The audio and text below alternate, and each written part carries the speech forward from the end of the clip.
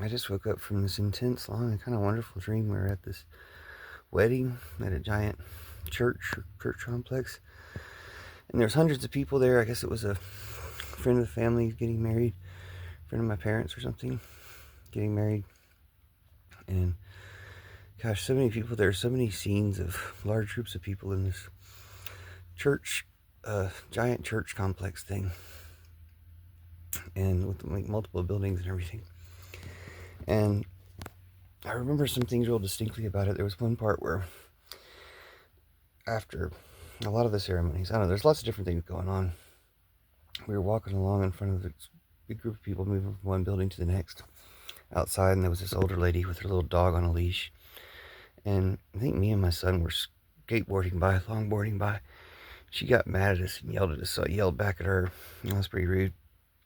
But I thought it was pretty rude to just be yelling at somebody for a skateboard. It's not like we were going to run over her little dog or anything. Then there was this creepy guy following me up the stairs, being real rude. It seemed like he was being rude on numerous occasions through the dream, being weird and creepy. Maybe he'd already been doing that. And at this point, like, I confronted him. He's following me up the stairs, and he said it was something my brother told him. And I was like, well, this brother doesn't even know about that or something, so it couldn't have been him. And my other brother died, so I don't know who you're talking about. And then he seemed kind of like embarrassed, or not embarrassed necessarily, because he kept showing up later in the dream being creepy, stalking us around and stuff. He seemed something when I called him out for that, in front of all these group of people going up the staircase. Or he stopped being creepy at the time.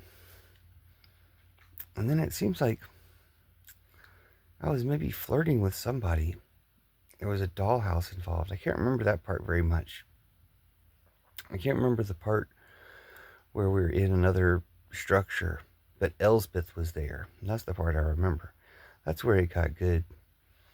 Elsbeth was there, and she invited me. She was just there in the scene, I think, at first, and maybe we'd had some type of conversation or something. But then she invited me over to sit down with her, and I think she's had the dollhouse. I think we were looking at this dollhouse. I can't remember how the dollhouse figures in. But she was talking to me, and she expressed that she liked me, and she was like, if you want, I've got the guest house. She's like, the guest house belongs to me. That's what it was.